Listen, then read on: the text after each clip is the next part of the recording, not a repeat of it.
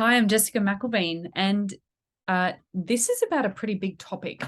It's big because of the, don't mind me.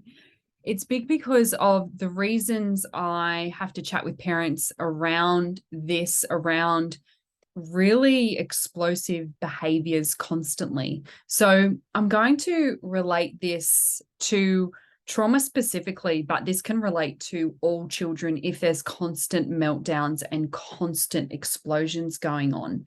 So I'll share an example. I have one client. I've had one client in the past where she has a child who has experienced significant trauma. Okay. At no fault of her own. Okay. And there's constant explosions. The explosions are really unpredictable, and that's what gives rise to a lot of unease for this parent, as you can imagine. But there's always something we can do about it. So there's always a reason and there's always something we can do. And it always comes back to how can we support this nervous system better? Now, of course, when trauma has been in the picture, we need to consider a couple of things differently with the nervous system. So it is actually developed in a way that it has a shorter fuse before it erupts and explodes. That's the best way to describe it. I don't need to go into the science or the brain development aspects, but it's got a shorter fuse. Now, let's say, for instance, that we already have this short fuse. Okay, I know that some people will understand the term sensory bucket, or I'm going to use the volcano. All right. I love a good old volcano analogy. So I'm going to draw this one for you too. Everyone loves a good visual. So here we are. Yep. Okay. We've got the volcano here. All right. I'm going to draw two volcanoes to have you see what I'm talking about here. All right.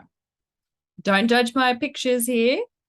So we have this volcano over here where a child, their normal level of being, okay, their nervous system's normal and natural level of function might be here. All right. So I want you to imagine that all of the instructions, the tasks, the nagging, the demands, the whatever the case may be. All right. There's nothing right, wrong here, but this is what happens in family life, right? This is what happens in day-to-day life. These things are coming on through to a child's body and mind. Now we get in the car. All right. How was your day? That's great. We've got a question. That's fine. We've got, we get home and there's do your homework, or there's unpack your lunch, or there's finish off your chores from yesterday, or there's do your homework, or there's don't fight with your brother, or there's put your rubbish in the bin. You get the picture. Okay. So this nervous system can take more, all right? Can take more, or this much, before it is going to erupt and explode. Okay. So its level of what it can withstand is here. Now, when we have a child that has sensory overload, or there's trauma, generally we are on edge. All right. We don't have far to go, do we? We don't have far to go. And you might relate to this as the parent or as an adult yourself, in how close to exploding you feel. So let's just say this child then comes home and there is put your bag away, put your homework on the table and do it. Clean up your bedroom. What else? Get in the shower, brush your teeth, don't do this, do that, finish off from yesterday. What do you think of this? Go look after your brother. All right, whatever it is, it's coming on in. There's not a long way to go before we've got potentially the explosion coming on in. Now, if you can relate to this, if you feel like you've got a child where it just doesn't take much for the explosion to happen, this is my advice. And this is where we tap into what the nervous system requires. Okay. So if we've already got a nervous system that is heightened, all right, it's heightened. This is already bubbling. It's already there. It's bubbling. Now, when it's here and we're given the tasks and instructions, and let's face it, if you were honest with yourself, a lot of those tasks don't really matter to the bigger picture of things, because the bigger picture of things is that we want to settle the nervous system so there's an opportunity for it to learn something new or heal, right?